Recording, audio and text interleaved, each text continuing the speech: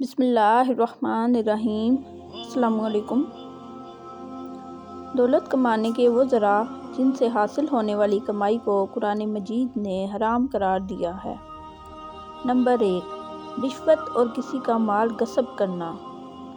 Number 2، خیانت۔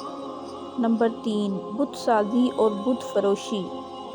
Number 4، چوری۔ Number 5، ناپ تول میں کمی۔ نمبر 6، مال یتیم میں حق تلفی۔ نمبر 7، اتفاقیہ آمدنی والے تمام ذرائع مثلاً جوا وغیرہ۔ نمبر 8، شراب کی تیاری، خرید و فروخت اور نقل و حمل۔ نمبر 9، فحاشی و بے حیائی پھیلانے والے کاروبار۔ نمبر 10، سودی کاروبار۔ نمبر 11، قحبہ گری اور زنا کی آمدنی۔ نمبر 12، قسمت کا حال بتانے والے کاروبار۔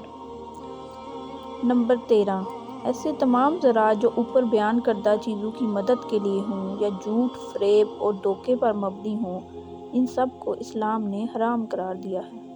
یہ سارے ذرائع جو یہاں پہ بیان کیے گئے ہیں یہ قرآن کریم سے ثابت ہیں اور ان کا حوالہ بھی ساتھ دیا گیا ہے۔